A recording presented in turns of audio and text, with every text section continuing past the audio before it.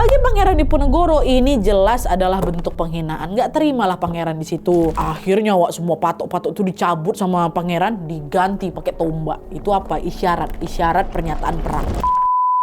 Hai, wassalamualaikum warahmatullahi wabarakatuh. Terima kasih sudah klik video ini.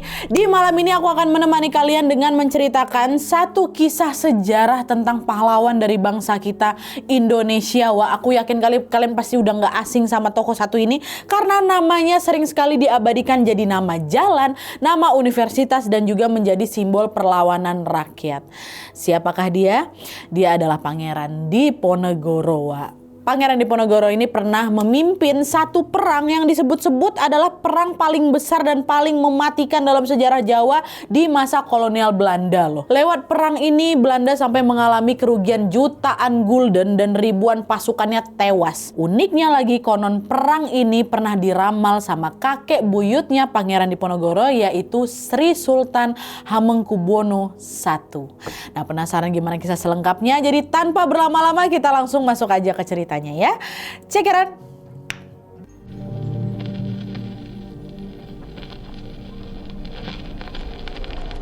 Oke, jadi Pangeran Diponegoro ini lahir di Yogyakarta di hari Jumat Wage tanggal 11 November tahun 1785. Dia adalah anak sulung dari Sri Sultan Hamengkubuwono III dengan selirnya yang bernama Raden Ayu Mangkorowati. Nama asli Pangeran Diponegoro ini yaitu Bendoro Raden Mas Mustahar, tapi pada tahun 1805 namanya diubah menjadi Raden Ontowiryowa. Terus barulah di tahun 1812 namanya diubah lagi menjadi Pangeran Diponegoro. Nah, waktu Pangeran Diponegoro ini lahir, Belanda udah mulai menjajah Jawa memang. Bahkan pengaruh Belanda ini kuat kali sampai sering ikut campur dalam urusan kerajaan di sana itu loh. Ini buat kalian yang belum tahu ya, dulu Jogja sama Solo itu tergabung jadi satu kerajaan, namanya apa? Namanya Mataram Islam. Tapi karena terjadi perang saudara dan diperparah lagi sama campur tangan si Belanda tadi tuh, kerajaan Mataram ini pun akhirnya terpecahlah jadi dua, satu Kesultanan Jogja dan satu lagi Surakarta atau Solo. Peristiwa ini ditandai dengan perjanjian Giyanti di tahun 1755 itu ya.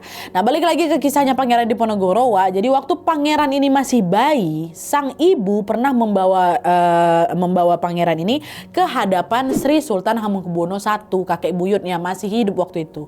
Terus di pertemuan ini Sultan tiba-tiba bilang, Sultan I ya, tiba-tiba bilang gini, kelak dia akan mendatangkan kerusakan yang lebih hebat pada pihak Belanda daripada yang pernah kulakukan selama perang Giyanti, kata Sri Sultan kayak gitu. Ucapan Sultan ini dianggap sebagai ramalan kalau nanti Pangeran Diponegoro ini bakal menjadi orang besar yang lawan penjajah Belanda nih. Dan seolah-olah terkesan sama ramalan itu, Ratu Ageng atau nenek buyutnya pangeran, which is istri dari Sultan Hamengkubuwono I tadi, memutuskan untuk secara khusus membimbing Pangeran Diponegoro ini. Akhirnya waktu pangeran baru berusia 7 tahun, Ratu Ageng sang nenek buyut ini pun membawanya keluar dari lingkungan keraton untuk tinggal di rumah pribadinya yang ada di Tegalrejo, Magelang. Nah, pada saat itu ada banyak pondok-pondok pesantren di Tegalrejo, sehingga suasananya juga sangat kental dengan nilai-nilai Islam. Ditambah lagi Ratu Ageng sendiri juga sudah sangat terkenal taat dan juga solehah kali. Makanya sejak kecil Pangeran Diponegoro ini sudah diasah gitu ya dengan pendidikan agama yang sangat kuat. Dan selain itu karena tinggal jauh dari keraton, Pangeran Diponegoro pun tumbuh selayaknya rakyat biasa. Ratu Ageng ini sering mengajaknya ke sawah untuk belajar menanam padi dan juga ikut dalam banyak kegiatan rakyat lainnya. Alhasil Pangeran Diponegoro pun dekat sama berbagai lapisan masyarakat tanpa merasa lebih tinggi. Meskipun memang pangeran keturunan ningrat tapi nggak hidup sederhana gitu. Semua pengalaman ini bikin Pangeran Diponegoro pun betah tinggal di Tegalrejo. Cuman sayangnya di tahun 1803 waktu pangeran sudah berusia 18 tahun, Ratu Ageng sang nenek buyut meninggal dunia karena sakit. Meskipun sedih atas kematian sang nenek buyut ini, pangeran tetap memilih tinggal di Tegalrejo. Dia nggak mau balik ke keraton Jogja gitu. Singkatnya, sekitar 2 tahun setelah Ratu Ageng meninggal dunia, mulai muncullah keinginan dalam benak Pangeran Diponegoro untuk pergi dari rumahnya, dari kediamannya yang ada di Tegalrejo itu. Hal ini sejalan dengan salah satu tradisi dalam kebudayaan masyarakat Jawa yang disebut lelana atau berkelana. Jadi di masyarakat Jawa pada masa itu, orang-orang yang sudah beranjak dewasa ini biasanya akan melakukan perjalanan jauh atau berkelana ke banyak tempat yang berbeda. Nah, tradisi ini merupakan bagian dari perjalanan rohani atau spiritual mereka gitu loh. Nah, karena dengan berkelana, seseorang ini akan menarik diri dari kesibukan duniawi dan lebih dekat kepada Tuhan. Selain itu, berkelana ini juga bisa bikin mereka bisa dapat banyak ilmu baru, punya pengalaman baru, dan petuah-petuah hidup dari orang-orang yang mereka temui di sepanjang perjalanan. Nah, kurang lebih kayak gitulah. Makanya sepulang dari berkelana, umumnya seseorang itu akan jadi lebih baik dalam bersikap. Umumnya pasti kayak gitu. Nah, Pangeran Diponegoro pertama kali berkelana di tahun 1805 waktu usianya sudah 20 tahun, Waktu itu Pangeran pakai nama samaran nih, namanya Syekh Ngabdul Rahim, ya. Pangeran sengaja memang menutupi identitasnya sebagai keturunan ningrat supaya bisa lebih gampang gitu berbaur sama masyarakat, Bahkan pakaian kebangsawanannya Pangeran itu diganti loh sama pakaian biasa, pakai sarung, baju putih dan juga surban, mirip macam santri itu. Waktu itu Pangeran Diponegoro berkelana ke berbagai pondok yang ada di pondok pesantren yang ada di Pulau Jawa dengan tujuan untuk menyempurnakan ilmu agamanya, Akhirnya dia berkelana ke sana kemari. Setelah dirasa cukup, barulah Pangeran Diponegoro pindah ke tempat-tempat sepi untuk melakukan tirakat atau semedi. Nah, suatu hari waktu Pangeran lagi semedi di Pantai Parangkusumo tuh, katanya ya Pangeran ini nggak sengaja ketiduran, Oke. Nah, di tengah tidurnya tiba-tiba dia dengar ada suara yang manggil-manggil namanya. Pangeran langsung tahu kalau suara itu adalah suara Sunan Kalijogo, salah satu wali songo yang dimuliakan kali sama raja-raja Jawa. Di situ Sunan Kalijogo ini bilang, tidak sampai 3 tahun atas kehendak Tuhan akan ada penghancuran di Yogyakarta. Awal keruntuhan Jawa juga akan terjadi dalam waktu kurang dari 3 tahun lagi. Suara tuh ngomong kayak gitu. Awalnya Pangeran tuh bingung apa maksud dari ucapan itu ya kan. Sampai akhirnya di tahun 1808 atau betul-betul kurang dari 3 tahun kemudian, pemerintah Hindia Belanda yang dipimpin sama Gubernur Jenderal Dendels tiba-tiba datang ke Yogyakarta. Waktu itu Belanda ini memang udah menguasai Jogja ya. Tapi sejak ada si Dendels ini, kehancuran yang mereka perbuat makin menjadi-jadi lagi. Penasaran gimana detailnya? Kita masuk ke kedatangan Belanda kali ini, ya.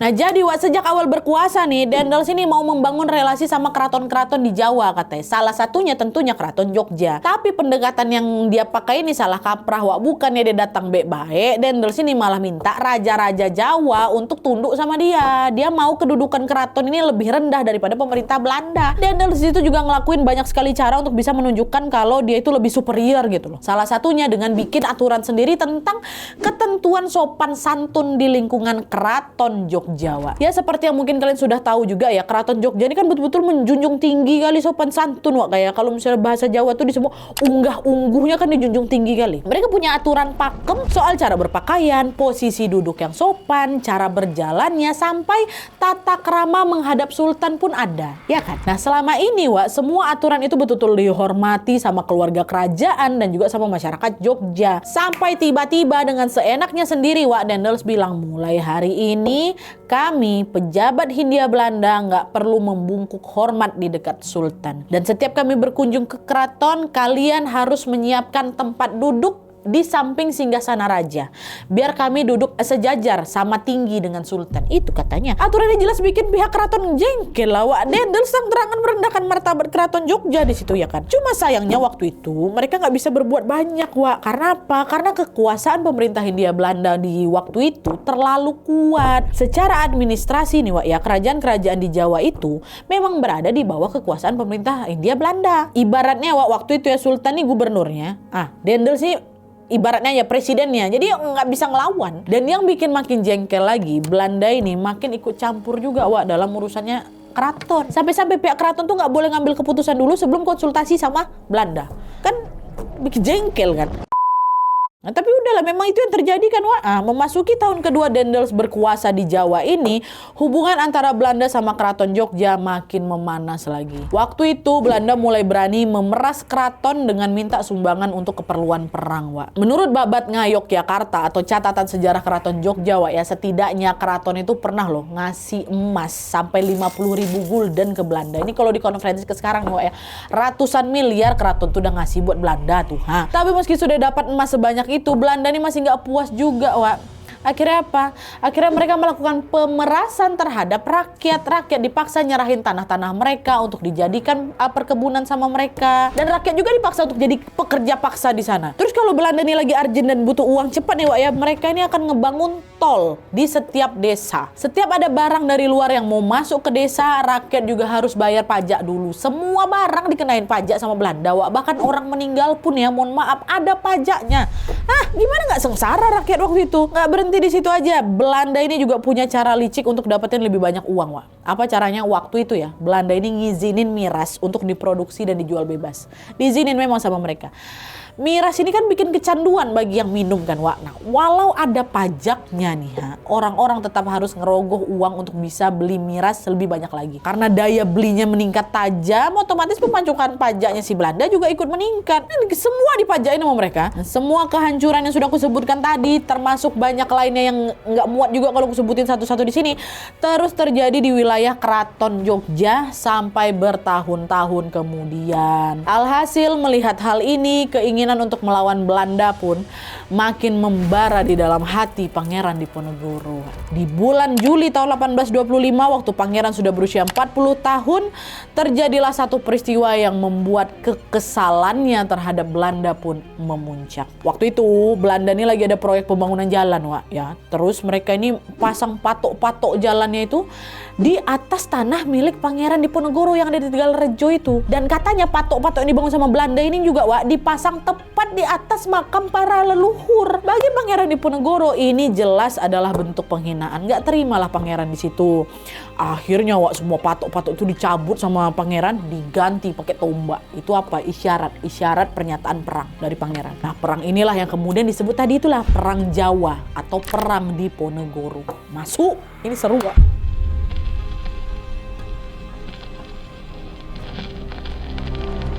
Jadi nih, setelah Belanda tahu kalau patok-patok mereka itu diganti sama tombak, ya kan, di tanggal 20 Juli 1825, Wak, Belanda langsung nyuruh Pangeran menghadap ke kantor mereka untuk dimintai pertanggungjawaban soal patok-patok tadi itu kan. Nggak mau Pangeran datang, apa? Marah si Belanda, Wak. Terus sehari kemudian di tanggal 21 Julinya, Belanda langsung mengirim pasukan untuk menangkap Pangeran di Tegalrejo. Waktu itu, Wak, wilayah Tegalrejo tuh sampai hancur dibikin sama Belanda, terbakar di sana. Serangan inilah yang menandai dimulainya peperangan secara fisik. Pangeran pun sampai terpukul mundur itu, Wak, ke wilayah Selarong Bantul, Yogyakarta. Dan ini juga lah lokasi yang akhirnya jadi markasnya Pangeran. Tetap nggak mau datang. Nah, selama sembunyi di Selarong ini, Pangeran Diponegoro pun mulai menghimpun pasukan dan menyusun strategi untuk menyerang balik pasukan Belanda. Di situ Pangeran nggak sendirian tentunya, dia ditemani oleh para pendukungnya yang juga berasal dari kalangan bangsawan, kalangan ulama, petani, santri, rakyat biasa, bercampur semua di sana. Nah, lalu dari relasi yang mereka punya, Wak, Pangeran Diponegoro pun menghimpun pasukan yang lebih besar lagi dari berbagai daerah. Dikumpul-kumpulin semua sampai terkumpullah sekitar 6.000 personel, Wak, kata dia. Waktu itu alat perang yang mereka pakai juga cuma senjata tradisional aja, Wak. Itulah ada keris, ada tombak, bambu runcing, ya kan, dan bambu yang ujungnya dipasangin keris sama mereka. Sementara pasukan Belanda, wah, itu udah pakai senjata yang lebih modern, Wak. Mereka udah pakai meriam, udah pakai senapan, udah pakai pedang kayak gitu. Meskipun Pangeran sama pasukan ini kalah dari segi senjata, Wak, ya, tapi mereka unggul dalam strategi. Di mana waktu itu mereka menjadikan kota Yogyakarta sebagai target serangan pertama. Kenapa kayak gitu? Karena di sana ada markasnya Belanda dan di sana juga letaknya keraton berdiri, ya kan? Kalau Jogja berhasil jatuh ke tangan Pangeran Diponegoro, berarti secara simbolik keraton sudah bebas dari cengkraman Belanda. Itulah kenapa di pusatnya itu ditaruh sama Pangeran. Nah, untuk mensukseskan serangan ini, Pangeran pun bilang, kita bagi pasukan jadi 3 tim, ya. pasukan timur, pasukan tengah, dan pasukan selatan. Pasukan timur bertugas menguasai wilayah Pakualaman, Jembatan Kalicode, Kampung Pecinan, dan juga gerbang-gerbang pajak Belanda. Pasukan tengah bertugas untuk mengamankan jalan-jalan utama Jogja Magelang dan Jogja Solo. Nanti pasukan selatan bertugas untuk menguasai Jalan Raya Bantul dan merebut Keraton Jogja dari tangan Belanda. Itu. Mengerti katanya, siap pangeran, mengerti gitu. Oke, kita lakukan serangan secara serentak ya, kata Pangeran Diponegoro. Pastikan jalur-jalur vital sudah diblokade pakai batang pohon biar Belanda nggak bisa minta bantuan dari luar. Siap pangeran, kata mereka. Dah lah tuh, akhirnya singkatnya serangan ke Jogja pun dilakukan di tanggal 7 Agustus 1825. Wah, pecahlah serangan itu. Waktu serangan ini pecah, pasukan Belanda sampai terkaget-kaget di situ, Wak. Karena ini adalah kali pertama rakyat di situ melawan dengan sistematis gitu. Biasanya kan perlawanan kecil aja kan, di satu titik aja nih kan. Belum pernah sampai semasif ini. Ini sistematif kayak gitu. Beberapa titik serangan pun berhasil, Wak, dilumpuhkan dan dikuasai oleh pasukannya pangeran. Cuma sayangnya mereka waktu itu gagal, Wak, ngerebut keraton dari Belanda. Karena kalah jumlah sama kalah alat ya kan. Tapi meskipun gagal merebut keraton, serangan ini berhasil bikin pasukan Belanda ketar-ketir, gentar mereka. Lawan kita bukan kaleng-kaleng kali ini weh. Mereka terlalu besar, terlalu kuat buat dihadang nih.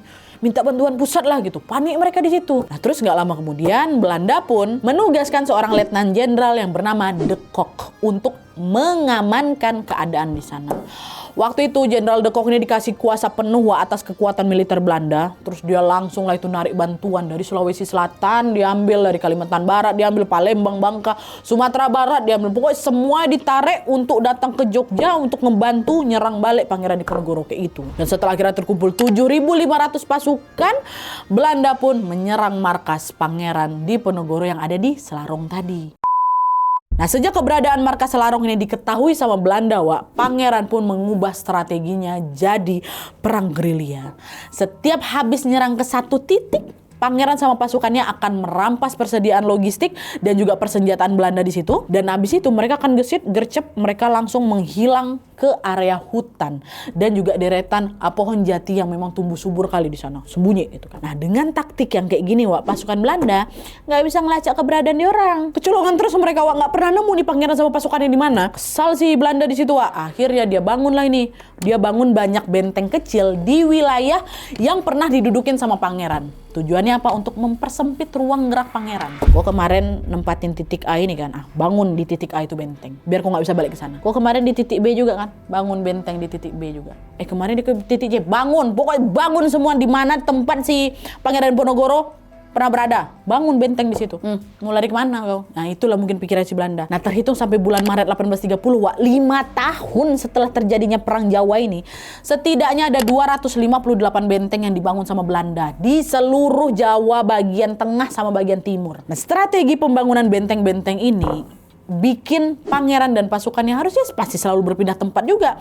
Lama-kelamaan gara udah ratusan benteng dibangun, Wak, ruang gerak mereka juga betulan jadi makin sempit. Itu berarti mereka bukan cuma kehabisan tempat untuk dijadikan markas saja, tapi juga tempat untuk cari makan, cari minum, tidur. Tak ada lagi. Nah, situasi yang menghimpit itu, beruntungnya pangeran tetap bisa melancarkan penyerangan tanpa ketangkap Belanda. Masih bisa. Frustasi lagi Belanda di situ kan. Aduh, kenapa masih tetap nggak bisa kita nih? Sampai Belanda tuh bikin sayembara loh, Wak. Hadiah 20.000 gulden untuk siapapun yang berhasil nangkap Pangeran Diponegoro dalam keadaan hidup ataupun mati. Sampai bikin sayembara, gagal tetap. Di sisi lain, Belanda juga udah nggak punya sumber daya yang cukup, Wak, untuk ngelanjutin perang ini. Habis duitnya, mereka udah rugi jutaan gulden. Bahkan beberapa sumber bilang setidaknya ada 13.000 pasukannya Belanda yang tewas dalam perang ini. 6.000 orang Belanda, 7.000 katanya orang pribumi yang ngedukung Belanda. Sementara di pihak Jawa sendiri, Wak, ada loh sumber yang bilang kalau korban yang tewas itu berapa? 500.000 orang. Ada, banyak kan? Astaga. Dan akhirnya karena udah mentok ini mungkin ya kan, ibaratnya sama-sama udah capek gitu, pasukan Belanda pun memilih untuk melakukan perundingan damai. Mereka mengundang Pangeran Diponegoro untuk diskusi nih soal syarat-syarat apa saja yang harus kami penuhi untuk bisa mencapai kata damai. Diajak damai sama siapa ini? Sama Belanda. Apakah perundingan itu berhasil? Masuk.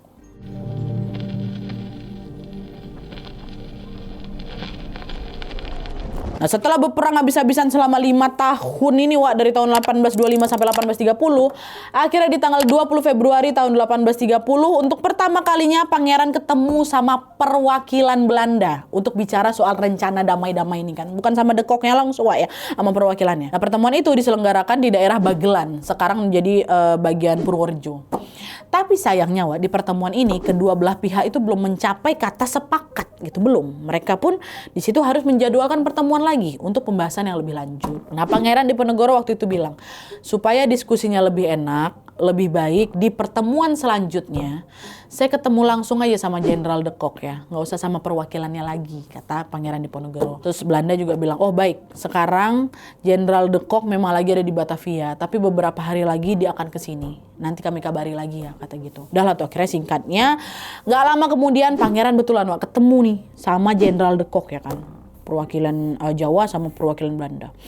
Tapi kebetulan waktu itu lagi masuk bulan Ramadan, Wak. Nah, karena Pangeran nggak mau terjadi konflik di bulan suci Ramadan, Pangeran bilang kalau mau mengadakan pertemuan selama bulan Ramadan ya silakan saja diagendakan. Tapi sampai bulan Ramadan berakhir, pertemuan kita ini hanya sebatas ramah tamah aja ya, jangan ada diskusi yang serius dulu, kata Pangeran Diponegoro. De Kock pun nggak masalah sama permintaan itu. Oke, nggak masalah gitu. Akhirnya selama bulan puasa ini mereka beberapa kali ketemu memang, cuman ya sebatas ngobrol ramah tamah gitu.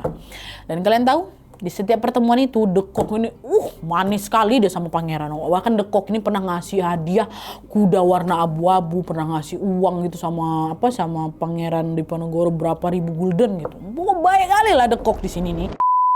Anda kan akhirnya singkatnya pertemuan berikutnya antara Pangeran Diponegoro dengan Jenderal De Kock ini dilaksanakan pada tanggal 28 Maret 1830 di Wisma Residen Magelang yang ada di Jawa Tengah. Waktu itu bulan Ramadan memang sudah selesai, tapi vibes-nya tuh masih kental kali sama nuansa Idul Fitri nih. Nah, Pangeran Diponegoro datanglah itu ke sana bersama dengan beberapa pengikutnya dengan niat mau silaturahmi. Sebagaimana dalam tradisi Jawa, Wak, biasanya nih tiap lebaran orang yang lebih muda yang akan datang silaturahmi ke tempat orang yang lebih tua ya kan. Dan dalam hal ini Pangeran ini memang lebih muda daripada Jenderal De Kock, makanya Pangeran lah yang datang ini, beraya lah gitu mendatangi wisma tempat tinggalnya De Kock. Nah, suasana di pertemuan itu masih sama, Wak, masih sama seperti pertemuan-pertemuan yang kemarin-kemarin itu, masih santai, masih hangat gitu kan, karena memang mereka mau damai ya kan.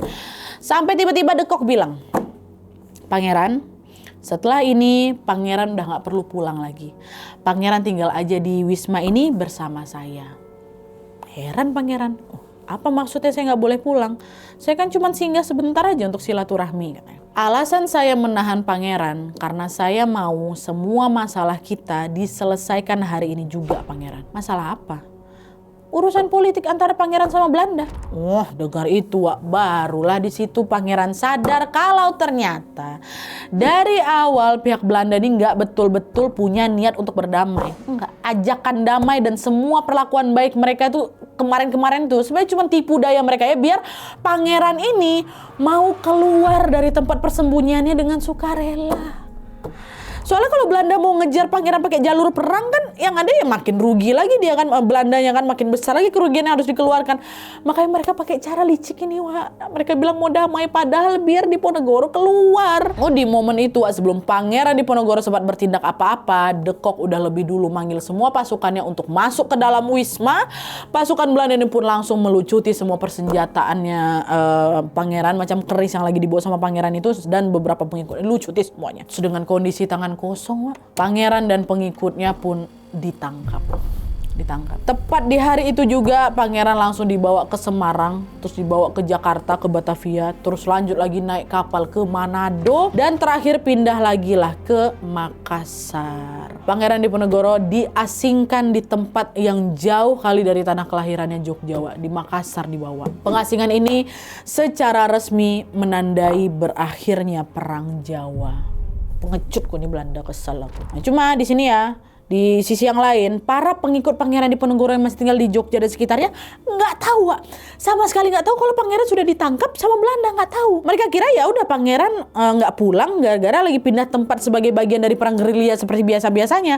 Alhasil sambil menunggu Pangeran itu pulang, Wak, para pengikutnya masih juga beberapa kali melancarkan serangan-serangan mereka ke Belanda. Tapi setelah ditunggu lama kali ya kan, Pangeran Diponegoro juga udah nggak pernah muncul lagi di hadapan mereka.